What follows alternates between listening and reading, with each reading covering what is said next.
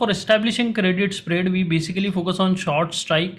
So if we create long strike too far away from making more spread, what would be your suggestion? As I created 44,000 PE short and 43,000 PE long too far. Well, you need to understand a few things. What is the difference? So 44,000 put you have shorted, and my suggestion is 43,500 put that you should be buying against it, and you have bought 43,000 put. Okay, so you have 51 and 11, and probably let's say this was somewhere around 25. Yeah, 40 credit, that is sure. If you have done this, you get 40 credit. If you did this, you got 26 credit.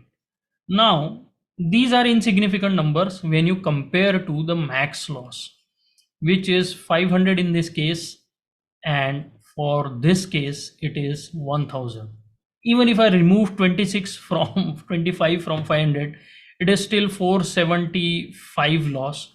If I remove 40 from this, it is still 960 loss, right? So what you should be realizing here is that what hedge you select, this premium is it does not matter at all. It is useless in providing any hedge. It is not going to provide you with any hedge.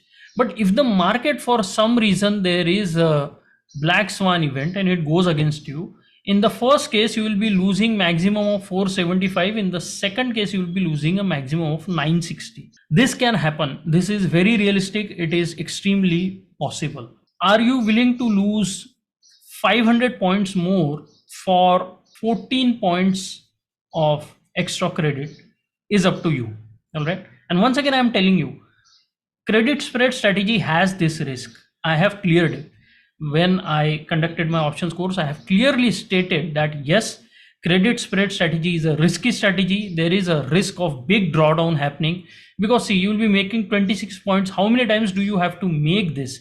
You have to probably make it 20 times, and it can be taken away in one big move against you. So there is that risk if you are using a credit spread strategy.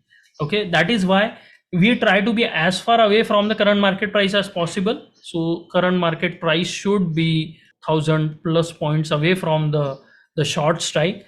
But then this, it does not matter. It's not providing too much of a hedge. This is only for the technical aspect of reducing your margin requirements. All right.